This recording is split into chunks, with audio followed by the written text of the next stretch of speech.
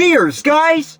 English Rabisco here, and all those old shows we once grew up with, like iCarly, Gumball, Adventure Time, Phineas and Ferb, Ben 10, all those shows we loved. Yeah, I never had that. Now, did I miss out?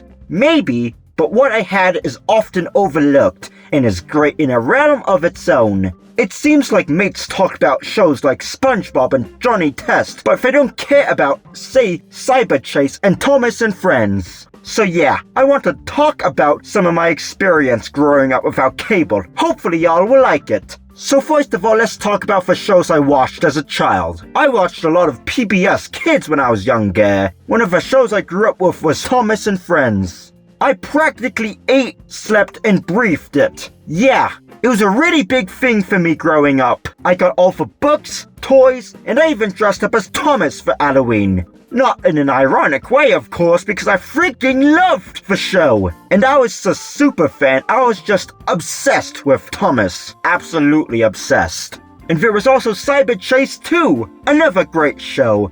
Now, I don't think I was allowed to watch the show too much because I guess it was too mature for me or something stupid like that, but it was still good whenever I did get the chance to watch it. And then there was World. I thought this was the coolest show growing up. I guess the CGI graphics and the character design really intrigued me when I was younger and captured my attention when I was a kid. I guess I wasn't used to seeing it on TV because it was less common to see all the CGI stuff on TV back then than it is now. And then there is Sid the Science Kid. I love this one too. And of course there's Sesame Street, but we've all seen this one, right? At least if you're in America, of course.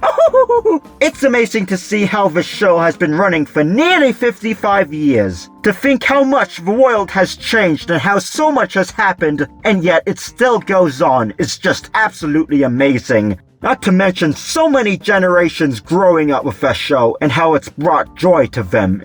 And then there's also Arthur. I love this show. I'm sure many of us have seen this one too. It was just so funny, and many of the themes were really good to learn growing up.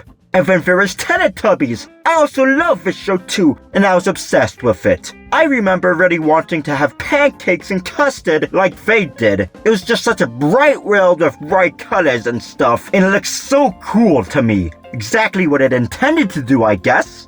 And frankly, I can list so many more shows like Wild Kratts, Wild Girl, Fetch with Rough Ruffman, Curious George, Dragon Tales, Martha Speaks, and so many more, but the video will be a week long. Man!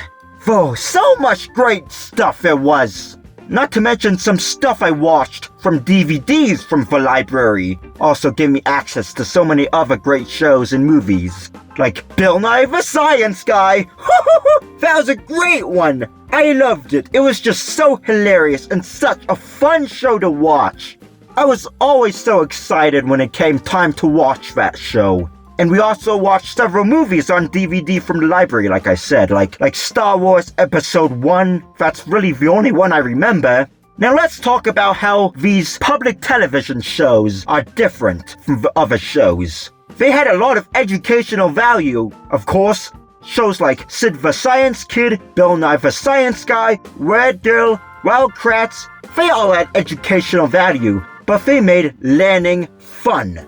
They were already funny shows, some of which can be enjoyed by adults too. And the moral of the story, I would say, was more explicit in some of the shows I watched, like Thomas and Friends made the lessons pretty obvious, something easy to understand for kids like me growing up. And I kind of feel like some of the morals in the cable TV shows were a little more, let's say, implicit, I guess. Maybe that makes me dumber because they're so obvious, but I don't know. And I would say that these shows broke the stereotype, if you will, or stigma surrounding PBS and public TV that they're boring and stuff. These shows all have their own personalities, very fun vibes and personalities. And some of them were sometimes satirical too. Like Arthur once satirized South Park and Beavis and Butthead. Imagine a kid show doing that for frick's sake. So yeah, I guess you can say that was a reference to adult humor in a way. And again, a lot of these shows can be enjoyed by parents too. It's not like the same can't be said about the cable kids shows, but it just shows you that all these shows on PBS Kids and stuff really weren't boring.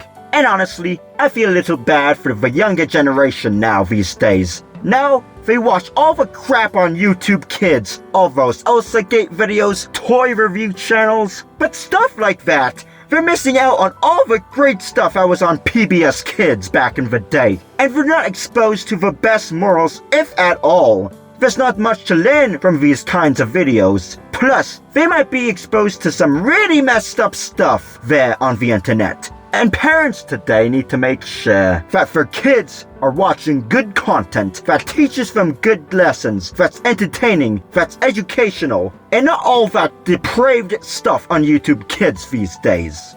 So in the end, while it's a shame that I didn't grow up with all the cable shows when I was younger, and don't really understand some of the conversations surrounding all that kind of stuff, what I had was just pure gold! I'm grateful that I grew up with all these shows on PBS Kids.